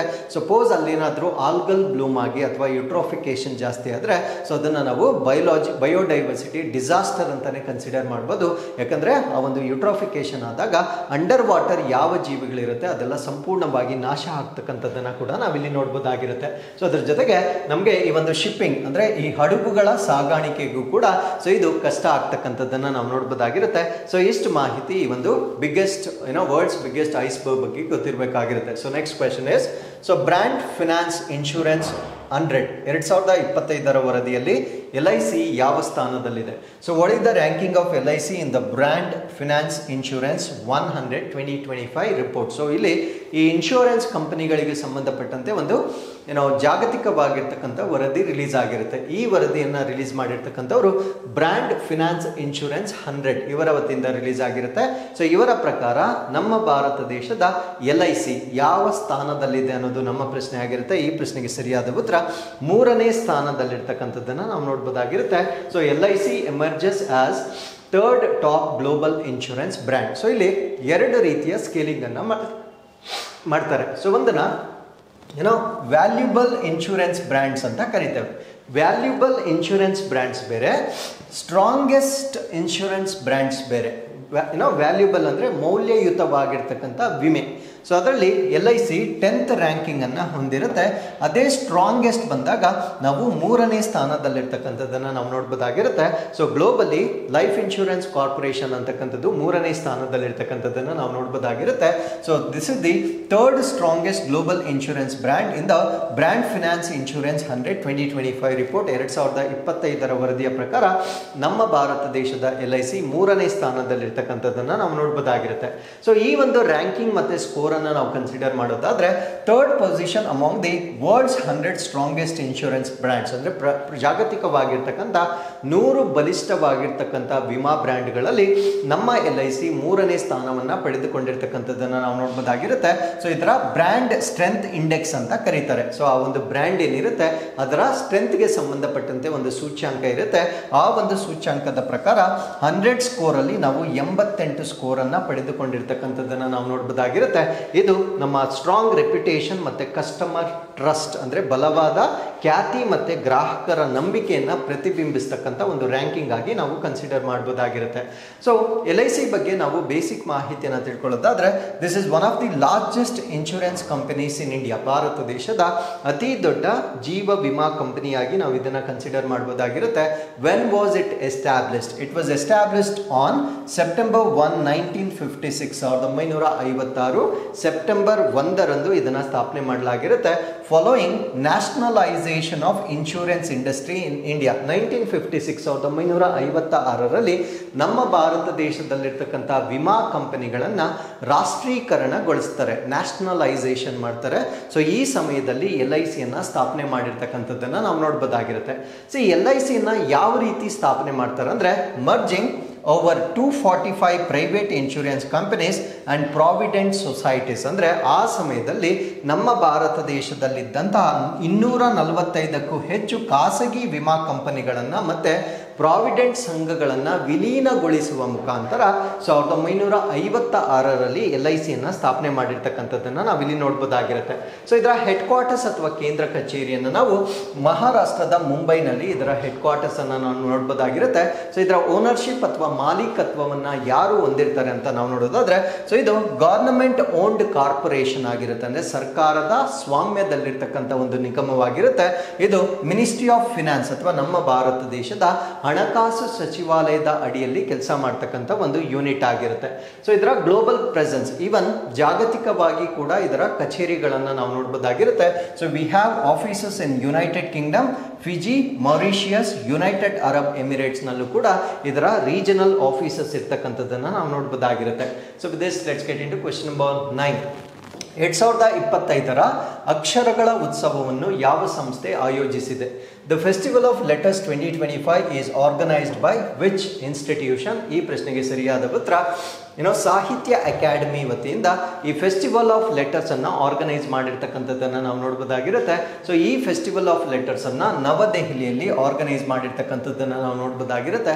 ಸೊ ಇದರ ಸಿಗ್ನಿಫಿಕೆನ್ಸ್ ಏನು ಅಂದರೆ, it is Asia's largest literature festival, celebrates India's rich literacy traditions and diversity. ಇದು ಏಷ್ಯಾದಲ್ಲಿಯೇ ಅತಿ ದೊಡ್ಡದಾಗಿರ್ತಕ್ಕಂಥ ಒಂದು ಸಾಹಿತ್ಯವಾದ ಉತ್ಸವವಾಗಿ ನಾವು ಇದನ್ನು ಕನ್ಸಿಡರ್ ಮಾಡ್ಬೋದಾಗಿರುತ್ತೆ. ಸೊ ಈ ವರ್ಷದ ಥೀಮ್ ಏನಿರುತ್ತೆ ಅಂತ ಪ್ರಶ್ನೆ ಕೇಳಿದ್ರೆ, ಇಂಡಿಯನ್ ಲಿಟ್ರಸಿ ಟ್ರೆಡಿಷನ್, ಭಾರತೀಯ ಸಾಹಿತ್ಯ ಸಂಪ್ರದಾಯಗಳು ಅಂತಕ್ಕಂಥದ್ದು ಈ ವರ್ಷದ ಥೀಮ್ ಆಗಿರುತ್ತೆ. ಸೊ ಇಲ್ಲಿ ಸಾಕಷ್ಟು ರೈಟರ್ಸ್ಗಳು ಪಾರ್ಟಿಸಿಪೇಟ್ ಮಾಡ್ತಾರೆ. Even women, Young writers, Dalit writers, tribal writers, even LGBTQ writers ಎಲ್ಲರೂ ಕೂಡ ಪಾರ್ಟಿಸಿಪೇಟ್ ಮಾಡ್ಬೋದಾಗಿರ್ತಕ್ಕಂಥ ಒಂದು ಬೃಹತ್ ಇವೆಂಟ್ ಆಗಿರುತ್ತೆ. ಈಗ ಸಾಹಿತ್ಯ ಅಕಾಡೆಮಿ ಬಗ್ಗೆ ನಾವು ತಿಳ್ಕೊಳ್ಳೋದಾದ್ರೆ, ಸಾಹಿತ್ಯ ಅಕಾಡೆಮಿಯನ್ನು ಸ್ಥಾಪನೆ ಮಾಡಿರ್ತಕ್ಕಂಥದ್ದು 1954ರಲ್ಲಿ. ಇದು Indian national academy of letters ಅಂತ ಕರೀತೇವೆ. ಅಂದರೆ ಸಾಹಿತ್ಯ academy established in 1954 is India's national academy of letters. ಅಂದರೆ 1954ರಲ್ಲಿ ಸ್ಥಾಪನೆಯಾದ ಸಾಹಿತ್ಯ ಅಕಾಡೆಮಿ ಏನಿರುತ್ತೆ, ಇದನ್ನ ಭಾರತದ ರಾಷ್ಟ್ರೀಯ ಸಾಹಿತ್ಯ ಅಕಾಡೆಮಿ ಆಗಿರ್ತಕ್ಕಂಥದ್ದನ್ನು ನಾವು ನೋಡ್ಬೋದಾಗಿರುತ್ತೆ. ಸೊ ಇದೊಂದು ಆಟೋನಾಮಸ್ ಇನ್ಸ್ಟಿಟ್ಯೂಷನ್ ಆಗಿರುತ್ತೆ, ಅಂದರೆ ಸ್ವಾಯತ್ತವಾಗಿರ್ತಕ್ಕಂಥ ಸಂಸ್ಥೆ ಆಗಿರುತ್ತೆ. ಇದು ಮಿನಿಸ್ಟ್ರಿ ಆಫ್ ಕಲ್ಚರ್ ಅಡಿಯಲ್ಲಿ ಬರುತ್ತೆ, ಅಂದರೆ ಸಂಸ್ಕೃತಿ ಸಚಿವಾಲಯದ ಅಡಿಯಲ್ಲಿ ಬರುತ್ತೆ. ಸೊ ಇದು ನಮ್ಮ ಭಾರತ ದೇಶದ ಲಿಟ್ರೇಚರ್ ಅನ್ನ ಪ್ರಿಸರ್ವ್ ಮಾಡ್ತಕ್ಕಂಥ ಒಂದು ಸಂಸ್ಥೆಯಾಗಿ ನಾವು ಇದನ್ನು ಸ್ಥಾಪನೆ ಮಾಡಿರ್ತೇವೆ. ಸೊ ಇದರ ಕೀ ಡೀಟೇಲ್ಸ್ ಅನ್ನು ನಾವು ನೋಡೋದಾದ್ರೆ, ಇವರು ಲಿಟ್ರಲಿ ಆಕ್ಟಿವಿಟೀಸನ್ನು ಎನ್ಕರೇಜ್ ಮಾಡ್ತಾರೆ. ಸೊ ಯಾವ ರೀತಿಯ ಚಟುವಟಿಕೆಗಳು ಅಥವಾ ಯಾವ ಭಾಷೆಗಳನ್ನು ಇಲ್ಲಿ ರೆಕಗ್ನೈಸ್ ಮಾಡ್ತಾರೆ ಅಂದರೆ, 22 recognised languages and other languages through awards, translations and seminars. ಅಂದರೆ 22 ಮಾನ್ಯತೆ ಪಡೆದ ಭಾಷೆಗಳು ಮತ್ತು ಇತರ ಭಾಷೆಗಳು, ಅದರಲ್ಲಿ ಬರ್ತಕ್ಕಂಥ ಸಾಹಿತ್ಯ ಚಟುವಟಿಕೆಗಳಾಗಿರ್ಬೋದು, ಪ್ರಶಸ್ತಿಗಳಾಗಿರ್ಬೋದು, ಅನುವಾದಗಳಾಗಿರ್ಬೋದು, ವಿಚಾರ ಸಂಕಿರಣಗಳನ್ನು ಮಾಡುವ ಮುಖಾಂತರ ಸಾಹಿತ್ಯದ ಬೆಳವಣಿಗೆಯನ್ನು ಉತ್ತೇಜನ ಮಾಡ್ತಕ್ಕಂಥದ್ದು ಇದರ ಉದ್ದೇಶವಾಗಿ ನಾವು ನೋಡ್ಬೋದಾಗಿರುತ್ತೆ. ಸೊ ಇದು ಸರಿಸುಮಾರು 300 ಪುಸ್ತಕಗಳನ್ನು ಒಂದು ವರ್ಷಕ್ಕೆ ಅವರು ಪಬ್ಲಿಷ್ ಮಾಡ್ತಾರೆ. ಸೊ ಮಲ್ಟಿಲಿಂಗ್ವಲ್ ಲಿಟ್ರರಿ ಜರ್ನಲ್ಸ್ ಆಗಿರ್ತಕ್ಕಂಥ ಸಂಕಲನ ಭಾರತೀಯ ಸಾಹಿತ್ಯವನ್ನು ಕೂಡ ಇವರು ಮಲ್ಟಿಲಿಂಗ್ವಲ್ ಅಂದರೆ ಬಹುಭಾಷೆಯಲ್ಲಿ ಸಮಕಾಲೀನ ಭಾರತೀಯ ಸಾಹಿತ್ಯದಂತಹ ಒಂದು ನಿಯತಕಾಲಿಕವನ್ನು ಕೂಡ ಇದರ ವತಿಯಿಂದ ರಿಲೀಸ್ ಮಾಡ್ತಕ್ಕಂಥದ್ದನ್ನು ನಾವು ನೋಡ್ಬೋದಾಗಿರುತ್ತೆ. So with this let's get into question number 10. The economist 2025ರ ಗ್ಲಾಸ್ ಸೀಲಿಂಗ್ ಸೂಚ್ಯಾಂಕವು ದೇಶಗಳನ್ನು ಯಾವ ಸ್ಥಾನದಲ್ಲಿ ಶ್ರೇಣೀಕರಿಸುತ್ತದೆ? What is the glass ceiling index 2025 published by the economist rank countries on? So ಈ ಪ್ರಶ್ನೆಗೆ ಸರಿಯಾದ ಉತ್ತರ ಮಹಿಳೆಯರಿಗೆ ಕೆಲಸದ ಪರಿಸ್ಥಿತಿಗಳು ಅಥವಾ ವರ್ಕಿಂಗ್ ಕಂಡೀಷನ್ಸ್ ಫಾರ್ ವಿಮೆನ್ ಏನಿರುತ್ತೆ. ಸೊ ಈ ಒಂದು ಸೂಚ್ಯಾಂಕವನ್ನು ನಾವೇನಂತ ಕರಿತೇವೆ ಅಂದರೆ ಗ್ಲಾಸ್ ಸೀಲಿಂಗ್ ಇಂಡೆಕ್ಸ್ ಅಂತ ಕರಿತೇವೆ. ಸೊ ಈಗ ಈ ಗ್ಲಾಸ್ ಸೀಲಿಂಗ್ ಇಂಡೆಕ್ಸ್ 2025 ರಿಲೀಸ್ ಆಗಿರ್ತಕ್ಕಂಥದ್ದನ್ನು ನಾವು ನೋಡ್ಬೋದಾಗಿರುತ್ತೆ.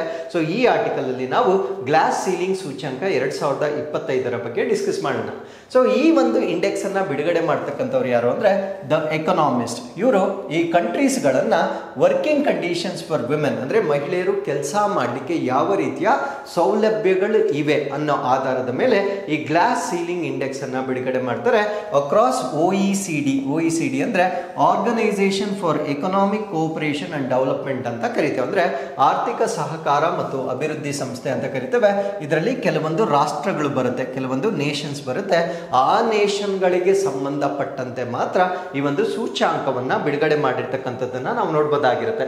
ಸೊ ಇವರು ಯಾವ ಯಾವ ಫ್ಯಾಕ್ಟರ್ಸ್ ಅನ್ನ ಕನ್ಸಿಡರ್ ಮಾಡ್ತಾರೆ ಅಂದ್ರೆ ಲೇಬರ್ ಫೋರ್ಸ್ ಪಾರ್ಟಿಸಿಪೇಷನ್ ಅಂದ್ರೆ ಕಾರ್ಮಿಕ ಬಲದ ಭಾಗವಹಿಸುವಿಕೆ, ಜೆಂಡರ್ ವೇಜ್ ಗ್ಯಾಪ್ ಅಂದ್ರೆ ಮಹಿಳೆಯರಿಗೆ ಮತ್ತು ಪುರುಷರಿಗೆ ಕೊಡ್ತಕ್ಕಂಥ ವೇತನದಲ್ಲಿ ಇರ್ತಕ್ಕಂಥ ಅಂತರ, ಪೇಡ್ ಪ್ಯಾಟರ್ನಲ್ ಲೀವ್ ಅಂದ್ರೆ ಒಂದು ಪೋಷಕರ ರಜೆ ಅಂತ ಹೇಳ್ತೇವೆ. ಡ್ಯೂರಿಂಗ್ ಮೆಟರ್ನಲ್ ಲೀವ್ ಏನಿರುತ್ತೆ, ಪೆಟರ್ನಲ್ ಅಥವಾ ಮೆಟರ್ನಲ್ ಲೀವ್ ಇರುತ್ತೆ, ಅದನ್ನ ಚೆಕ್ ಮಾಡ್ತಾರೆ.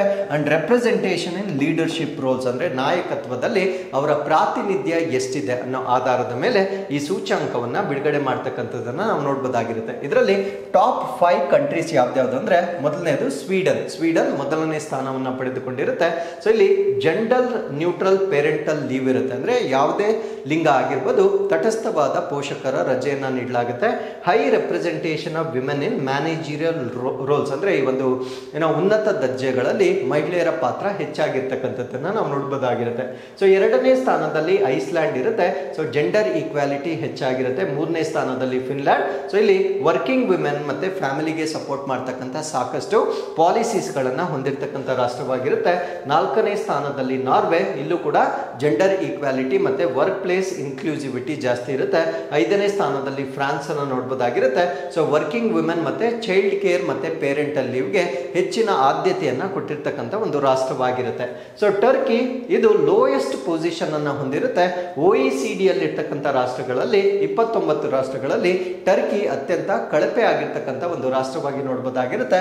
ಮತ್ತೆ Japan, Turkey and south Korea occupy bottom 3 spots. So ಕೆಳಗಿನ 3 ಸ್ಥಾನಗಳಲ್ಲಿ ಜಪಾನ್, ಟರ್ಕಿ ಮತ್ತು ಸೌತ್ ಕೊರಿಯಾವನ್ನ ನಾವು ನೋಡಬಹುದಾಗಿರುತ್ತೆ. ಸೊ ಅಲ್ಲಿರ್ತಕ್ಕಂಥ ಸೊಸೈಟಲ್ ನಾರ್ಮ್ಸ್ ಮತ್ತೆ ಜೆಂಡರ್ ಗ್ಯಾಪ್ ಹೆಚ್ಚಿರುವ ಕಾರಣದಿಂದ ಸೊ ಇವು ಕಳಪೆ ಪ್ರದರ್ಶನವನ್ನ ಮಾಡಿರ್ತಕ್ಕಂಥದ್ದನ್ನ ನಾವು ನೋಡಬಹುದಾಗಿರುತ್ತೆ. ಈಗ ನಾವು OECD ಬಗ್ಗೆ ತಿಳ್ಕೊಳ್ಳೋಣ. OECD ಅನ್ನು ನಾವು ಇಂಟರ್ನ್ಯಾಷನಲ್ ಆರ್ಗನೈಸೇಷನ್ ಅಥವಾ ಅಂತಾರಾಷ್ಟ್ರೀಯ ಸಂಸ್ಥೆ ಅಂತ ಕರಿತೇವೆ.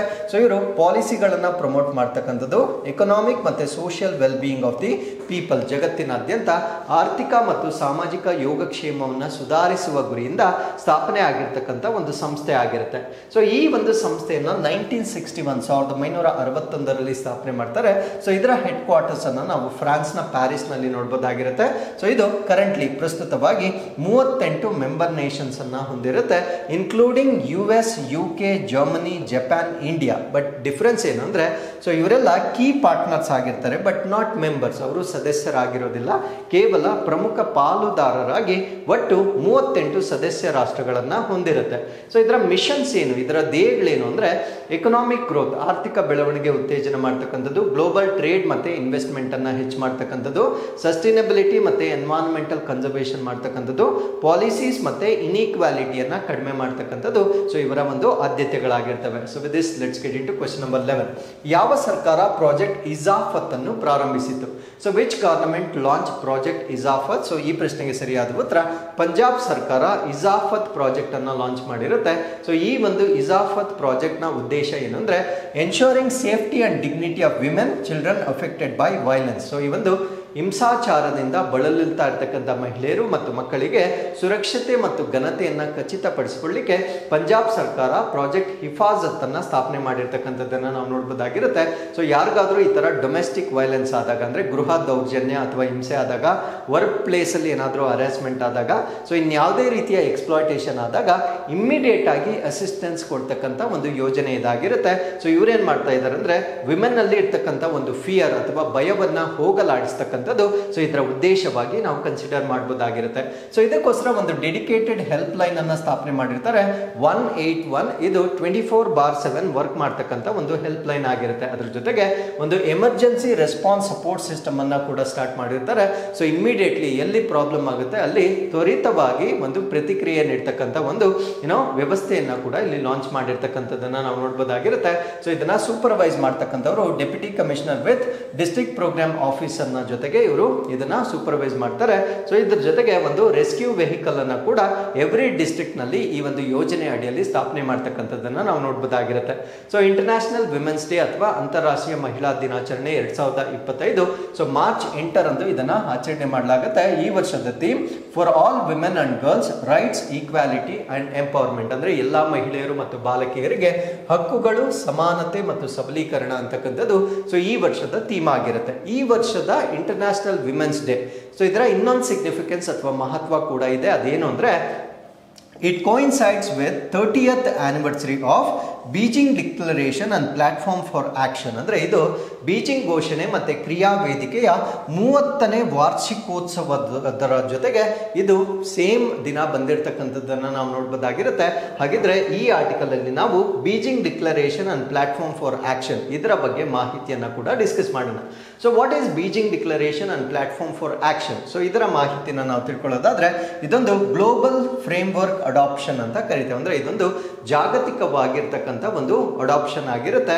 ಸೊ ಇದನ್ನ 4th world conference on women held in Beijing China September 4 to 15 1995 ಅಂದರೆ 1995ರಲ್ಲಿ ಚೀನಾದ ಬೀಜಿಂಗ್ನಲ್ಲಿ ಒಂದು ಸಮ್ಮೇಳನ ನಡೆಯುತ್ತೆ. ಆ ಸಮ್ಮೇಳನವನ್ನು ನಾವು 4ನೇ ವಿಶ್ವ ಮಹಿಳೆಯರ ಸಮ್ಮೇಳನ ಅಂತ ಕರಿತೇವೆ.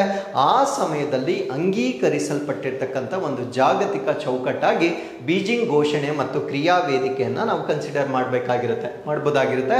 ಸೊ ಇದು one of the most comprehensive blue prints for the advancing gender equality and empowering women world wide. ಅಂದರೆ ವಿಶ್ವದಾದ್ಯಂತ ಲಿಂಗ ಸಮಾನತೆ ಮತ್ತೆ ಮಹಿಳೆಯರ ಸಬಲೀಕರಣವನ್ನು ಮಾಡಲಿಕ್ಕೆ ಒಂದು ಅತ್ಯುತ್ತಮವಾದ ನೀಲನಕ್ಷೆಗಳಲ್ಲಿ ಒಂದಾಗಿ ನಾವು ಇದನ್ನ ಕನ್ಸಿಡರ್ ಮಾಡಬಹುದಾಗಿರುತ್ತೆ. ಸೊ ಇದರ ಹೈಲೈಟ್ಸ್ ಅನ್ನು ನಾವು ನೋಡೋದಾದ್ರೆ, so it is signed by 189 government. So this is why this is most important. 189 ಸರ್ಕಾರಗಳು ಇದಕ್ಕೆ ಸಹಿ ಮಾಡಿರ್ತಕ್ಕಂಥದ್ದನ್ನು ನಾವು ನೋಡಬಹುದಾಗಿರುತ್ತೆ. ಸೊ ಇದು ವಿಮೆನ್ಸ್ ರೈಟ್ ಮತ್ತೆ ಹ್ಯೂಮನ್ ರೈಟ್ಸ್ ಅನ್ನ ಅಡ್ರೆಸ್ ಮಾಡಲಿಕ್ಕೆ ಇರತಕ್ಕಂಥ ಒಂದು ಸಿಸ್ಟಮಿಕ್ ಬ್ಯಾರಿಯರ್ಸ್ ಏನಿರುತ್ತೆ, ಸೊ ಅದನ್ನ ಬ್ರೇಕ್ ಮಾಡ್ತಕ್ಕಂಥ ಉದ್ದೇಶದಿಂದ ಸ್ಟಾರ್ಟ್ ಮಾಡಿರ್ತಕ್ಕಂಥದ್ದನ್ನ ನಾವು ನೋಡಬಹುದಾಗಿರುತ್ತೆ. ಸೊ ಇದರಲ್ಲಿ 12 ಪ್ರಿಯಾರಿಟಿ ಏರಿಯಾಸ್ ಆಫ್ ಆಕ್ಷನ್ ಅಂತ ಬರುತ್ತೆ. 12 ಪ್ರಮುಖವಾಗಿರ್ತಕ್ಕಂಥ ಕ್ಷೇತ್ರಗಳನ್ನ ಇಲ್ಲಿ ಗುರುತಿಸಲಾಗಿರುತ್ತೆ. ಅದ್ಯಾವುದು ಅಂದ್ರೆ ವಿಮೆನ್ ಅಂಡ್ ಪಾವರ್ಟಿ, ಮಹಿಳೆಯರು ಮತ್ತೆ ಬಡತನ; ಎಜುಕೇಶನ್ ಅಂಡ್ ಟ್ರೈನಿಂಗ್ ವಿಮೆನ್, ಮಹಿಳೆಯರು ಮತ್ತು ಅವರಿಗೆ ತರಬೇತಿ; ವಿಮೆನ್ ಅಂಡ್ ಹೆಲ್ತ್, ಮಹಿಳೆಯರು ಮತ್ತು ಆರೋಗ್ಯ; ವೈಲೆನ್ಸ್ ಎಗೇನ್ಸ್ಟ್ ವಿಮೆನ್, ಮಹಿಳೆಯರ ಮೇಲೆ ಆಗ್ತಕ್ಕಂಥ ದೌರ್ಜನ್ಯ; ವಿಮೆನ್ ಇನ್ ಆರ್ಮ್ಡ್ ಕಾನ್ಫ್ಲಿಕ್ಟ್ ಅಂದರೆ ಸಶಸ್ತ್ರ ಸಂಘಟನೆಯಲ್ಲಿರ್ತಕ್ಕಂಥ ಸಂಘರ್ಷದಲ್ಲಿರ್ತಕ್ಕಂಥ ಮಹಿಳೆಯರು; ವಿಮೆನ್ ಅಂಡ್ ಎಕಾನಮಿ, ಮಹಿಳೆಯರು ಮತ್ತು ಆರ್ಥಿಕತೆ; women in power and decision making, ಅಧಿಕಾರದಲ್ಲಿರುವ ಮತ್ತು ನಿರ್ಧಾರವನ್ನು ತೆಗೆದುಕೊಳ್ಳುವಲ್ಲಿ ಮಹಿಳೆಯರು; institutional mechanism for advancement of women ಅಂದರೆ ಮಹಿಳೆಯರ ಪ್ರಗತಿಗೆ ಸಾಂಸ್ಥಿಕ ಕಾರ್ಯವಿಧಾನ ಹೇಗಿದೆ; ಹ್ಯೂಮನ್ ರೈಟ್ಸ್ ವಿಮೆನ್ ಅಥವಾ ಮಾನವ ಹಕ್ಕುಗಳ ಮಹಿಳೆಯರ ಮಾನವನ ಹಕ್ಕುಗಳು; ವಿಮೆನ್ ಅಂಡ್ ಮೀಡಿಯಾ, ಮಹಿಳೆಯರು ಮತ್ತು ಮಾಧ್ಯಮ; ವಿಮೆನ್ ಅಂಡ್ ಎನ್ವೈರನ್ಮೆಂಟ್, ಮಹಿಳೆಯರು ಮತ್ತು ಪರಿಸರ; ದ ಗರ್ಲ್ ಚೈಲ್ಡ್ ಅಥವಾ ಹೆಣ್ಣು ಮಗು ಅಂತಕ್ಕಂಥ 12 ಆದ್ಯತೆಗಳನ್ನು ನಾವಿಲ್ಲಿ ನೋಡಬಹುದಾಗಿರುತ್ತೆ. So it aligns closely with the 2030 agenda for the sustainable development. So sustainable development goal number 5 ಏನಿದೆ, ಸೊ ಅದನ್ನು ನಾವು ಜೆಂಡರ್ ಈಕ್ವಾಲಿಟಿ ಅಂತ ಹೇಳ್ತೇವೆ. ಸೊ ಈ ಲಿಂಗ ಸಮಾನತೆಯ ವಿಶ್ವ ಸುಸ್ಥಿರ ಅಭಿವೃದ್ಧಿ ಗುರಿಗಳ ಗುರಿ ಸಂಖ್ಯೆ 5ರೊಂದಿಗೆ ಇದು ಹೊಂದಿಕೆ ಆಗ್ತಕ್ಕಂಥದ್ದನ್ನು ನಾವಿಲ್ಲಿ ನೋಡಬಹುದಾಗಿರುತ್ತೆ. ಸೊ ಜನ್ ಔಷಧಿ ದಿವಸ್ 2025, ಸೊ ಇದನ್ನ ಮಾರ್ಚ್ 7ನೇ ತಾರೀಕು ಆಚರಣೆ ಮಾಡಲಾಗುತ್ತೆ. ಸೊ ಈ ವರ್ಷ ನಾವು 7th ಎಡಿಷನ್ ಅನ್ನ ನಾವು ಆಚರಣೆ ಮಾಡ್ತಾ ಇದ್ದೇವೆ. ಸೊ ಇದು ಪ್ರಧಾನ ಮಂತ್ರಿ ಭಾರತೀಯ ಜನೌಷಧಿ ಪರಿಯೋಜನಾ. ಸೊ ಇದು ಅಫೋರ್ಡಬಲ್ ಅಥವಾ ಕೈಗೆಟುಕುವ ಬೆಲೆಯಲ್ಲಿ ಔಷಧಿಗಳನ್ನು ಖರೀದಿ ಮಾಡ್ತಕ್ಕಂಥದ್ದನ್ನ ಪ್ರಮೋಟ್ ಮಾಡ್ತಕ್ಕಂಥ ಒಂದು ದಿನವಾಗಿರುತ್ತೆ. ಸೊ ಈ ವರ್ಷದ ಥೀಮ್ ಏನಾಗಿರುತ್ತೆ ಅಂದ್ರೆ ಅಫೋರ್ಡಬಲ್ ಪ್ರೈಸ್ ಎಕ್ಸಲೆಂಟ್ ಮೆಡಿಸಿನ್ ಅಂತಕ್ಕಂಥದ್ದು ಈ ವರ್ಷದ ಥೀಮ್ ಆಗಿರುತ್ತೆ. ಸೊ ಇದುವರೆಗೂ ಆಗಿರ್ತಕ್ಕಂಥ ಅಚೀವ್ಮೆಂಟ್ ಏನು ಅಂದ್ರೆ, ನಮ್ಮ ಭಾರತ ದೇಶದಾದ್ಯಂತ 15,000 ಜನ ಔಷಧಿ ಕೇಂದ್ರಗಳನ್ನು ಸ್ಥಾಪನೆ ಮಾಡಿರ್ತಾರೆ. And now operates across India 50 to 90% lower prices, ಅಂದ್ರೆ 50ರಿಂದ 90% ಕಡಿಮೆ ಬೆಲೆಗೆ ಔಷಧಿಗಳು ಇಲ್ಲಿ ಲಭ್ಯ ಇರುತ್ತೆ. It serves more than 10 lakh people daily, ಅಂದ್ರೆ ಪ್ರತಿದಿನ 10 ಲಕ್ಷಕ್ಕಿಂತ ಹೆಚ್ಚು ಜನರಿಗೆ ಇದರಿಂದ ಪ್ರಯೋಜನ ಆಗ್ತಾ ಇರ್ತಕ್ಕಂಥದ್ದನ್ನ ನಾವು ನೋಡಬಹುದಾಗಿರುತ್ತೆ. ಸೊ ಇವಾಗಿರ್ತಕ್ಕಂಥ ಪ್ಲಾನ್ ಏನು ಅಂದ್ರೆ, ಬೈ 2027 2027ಕ್ಕೆ 25,000 ಹೊಸ ಜನ ಔಷಧಿ ಕೇಂದ್ರಗಳನ್ನು ಸ್ಥಾಪನೆ ಮಾಡ್ತಕ್ಕಂಥದ್ದು with 5,000 new centres planned this year. ಅಂದ್ರೆ ಈ ವರ್ಷನೇ 5,000 ಹೊಸ ಕೇಂದ್ರಗಳನ್ನು ಸ್ಥಾಪನೆ ಮಾಡ್ತಕ್ಕಂಥದ್ದನ್ನು ನಾವು ನೋಡಬಹುದಾಗಿರುತ್ತೆ. ಸೊ ಈ ಒಂದು ಜನ ಔಷಧಿ ಕೇಂದ್ರವನ್ನ ವಿದೇಶದಲ್ಲೂ ಕೂಡ ಪ್ರಾರಂಭ ಮಾಡಿದರೆ, ಫಸ್ಟ್ ಓವರ್ಸೀಸ್ ಸೆಂಟರ್ ಅನ್ನ ಮರಿಷಿಯಸ್ ಅಲ್ಲಿ ಸ್ಥಾಪನೆ ಮಾಡಿರ್ತಕ್ಕಂಥದ್ದನ್ನ ನಾವಿಲ್ಲಿ ನೋಡಬಹುದಾಗಿರುತ್ತೆ. ಸೊ ಈ ಒಂದು ಪ್ರಧಾನಮಂತ್ರಿ ಭಾರತೀಯ ಜನ ಔಷಧಿ ಪರಿಯೋಜನೆ ಏನಿರುತ್ತೆ, ಸೊ ಇದು ಅಫೋರ್ಡಬಲ್ ರೇಟ್ಸ್ಗಳಲ್ಲಿ ಹೈ ಕ್ವಾಲಿಟಿ ಮೆಡಿಸಿನ್ಸ್ ಅನ್ನ ಕೊಡ್ತಕ್ಕಂಥದ್ದು ಇದರ ಉದ್ದೇಶವಾಗಿರುತ್ತೆ. So it was launched in the year 2008 ಅಲ್ಲಿ ಇದನ್ನ ಸ್ಥಾಪನೆ ಮಾಡಿರ್ತಾರೆ. ಸೊ ಇದನ್ನ 2015 ಅಲ್ಲಿ ರಿವ್ಯಾಂಪ್ ಮಾಡಿರ್ತಾರೆ, ಅಂದ್ರೆ ಪರಿಷ್ಕರಣೆ ಮಾಡಿರ್ತಕ್ಕಂಥದ್ದು 2015ರಲ್ಲಿ. It comes under department of pharmaceuticals under ministry of chemicals and fertilisers. This is the most important point. ಇದು ಮಿನಿಸ್ಟ್ರಿ ಆಫ್ ಹೆಲ್ತ್ ಅಡಿಯಲ್ಲಿ ಬರೋದಿಲ್ಲ, ನೆನ್ಪಿಟ್ಕೊಳ್ಳಿ. ಸೊ ಇದು ಇದು ಈ ಯೋಜನೆ ರಾಸಾಯನಿಕ ಮತ್ತು ರಸಗೊಬ್ಬರ ಸಚಿವಾಲಯದ ಅಡಿಯಲ್ಲಿ ಔಷಧ ಇಲಾಖೆ ಇದನ್ನ ಕಾರ್ಯಗತಗೊಳಿಸ್ತಾ ಇರ್ತಕ್ಕಂಥದ್ದನ್ನ ನಾವು ನೋಡ್ಬೋದಾಗಿರುತ್ತೆ. ಸೊ ಇದು out of packet health care. Out of packet ಅಂದ್ರೆ ನಾವು ದುಡಿತಕ್ಕಂಥ ಹಣದಲ್ಲಿ ನಮ್ಮ ಆರೋಗ್ಯದ ಮೇಲೆ ನಾವೇನು ಖರ್ಚು ಮಾಡ್ತಾ ಇದ್ದೇವೆ ಆ ಒಂದು ಎಕ್ಸ್ಪೆನ್ಸ್ ಅನ್ನ ಕಡಿಮೆ ಮಾಡ್ತಕ್ಕಂಥ ಉದ್ದೇಶದಿಂದ 50 to 90% ಚೀಪರ್ ಕಾಸ್ಟ್ ಅಲ್ಲಿ ಮೆಡಿಸಿನ್ಸ್ ಅನ್ನ ಕೊಡ್ತಕ್ಕಂಥ ಉದ್ದೇಶವಾಗಿರುತ್ತೆ. Products are procured only from WHO GMP certificate manufacturers. ಅಂದ್ರೆ ಯಾರು WHO ಗುಡ್ ಮ್ಯಾನುಫ್ಯಾಕ್ಚರಿಂಗ್ ಪ್ರಾಕ್ಟೀಸಸ್ ಈ ಒಂದು ಕೃತವನ್ನ ಪಡೆದಿರ್ತಾರೆ, ಅವರಿಂದ ಮಾತ್ರ ಔಷಧಿಗಳನ್ನ ಖರೀದಿ ಮಾಡ್ತಕ್ಕಂಥದ್ದನ್ನ ನಾವು ನೋಡ್ಬೋದಾಗಿರುತ್ತೆ. ಸೊ ಅದರ ಜೊತೆಗೆ medicines undergo rigorous testing NABL accreditation ಲ್ಯಾಬೊರೇಟರೀಸ್ಗಳಲ್ಲಿ ಈ ಒಂದು ಔಷಧಿಗಳನ್ನ ಪರೀಕ್ಷೆ ಮಾಡಿದ ನಂತರ ಇದನ್ನ ಮಾರಾಟ ಮಾಡ್ತಕ್ಕಂಥದ್ದನ್ನ ನಾವು ನೋಡ್ಬೋದಾಗಿರುತ್ತೆ. ಸಿ ಡ್ರ್ಯಾಗನ್ 2025 ನೇವಲ್ ಎಕ್ಸರ್ಸೈಸ್, ಇದನ್ನ ನೌಕಾ ವ್ಯಾಯಾಮ ಅಂತ ಕರೀತೇವೆ. ಸೊ ಇದರಲ್ಲಿ 5 ಇಂಡೋ ಪೆಸಿಫಿಕ್ ನೇಷನ್ಸ್ ಪಾರ್ಟಿಸಿಪೇಟ್ ಮಾಡ್ತಕ್ಕಂಥದ್ದನ್ನ ನಾವು ನೋಡ್ಬೋದಾಗಿರುತ್ತೆ. So United States, India, Japan, Australia ಮತ್ತೆ ರಿಪಬ್ಲಿಕ್ ಆಫ್ ಕೊರಿಯಾ ಇದರಲ್ಲಿ ಪಾರ್ಟಿಸಿಪೇಟ್ ಮಾಡ್ತಕ್ಕಂಥದ್ದನ್ನ ನಾವು ನೋಡ್ಬೋದಾಗಿರುತ್ತೆ. ಸೊ ಇದನ್ನ Guam strategic location in Pacific ನಲ್ಲಿ ಒಂದು ಗುವಾಮ್ ಅಂತ ಪ್ಲೇಸ್ ಬರುತ್ತೆ, ಆ ಪ್ಲೇಸ್ ಅಲ್ಲಿ ಈ ಒಂದು ಅಭ್ಯಾಸವನ್ನ ಮಾಡ್ತಾ ಇರ್ತಕ್ಕಂಥದ್ದನ್ನ ನಾವು ನೋಡ್ಬೋದಾಗಿರುತ್ತೆ. ಸೊ ಇಲ್ಲಿಗೆ we are come to inquest challenge number 229 actually. So ಇಲ್ಲಿ ನೀವು ವಿಡಿಯೋನ ಪಾಸ್ ಮಾಡಿಕೊಂಡು ಪ್ರಶ್ನೆಗಳಿಗೆ ಉತ್ತರ ಕೊಡ್ಬೋದಾಗಿರುತ್ತೆ. So this is question number 1 and this is question number 2. So ಇಲ್ಲಿಗೆ ಇವತ್ತಿನ ಎಲ್ಲ ಅಪ್ಡೇಟ್ಸ್ಗಳು ಕಂಪ್ಲೀಟ್ ಆಗಿರುತ್ತೆ. ಸೊ ಮತ್ತೊಮ್ಮೆ ನಾಳಿನ ಅಪ್ಡೇಟ್ಸ್ಗಳೊಂದಿಗೆ ನಾನು ನಿಮ್ಮನ್ನ ಭೇಟಿ ಆಗ್ತೇನೆ. ಸೊ ಅಲ್ಲಿವರೆಗೂ keep reading, take care of your cells, and thank you very much for watching this.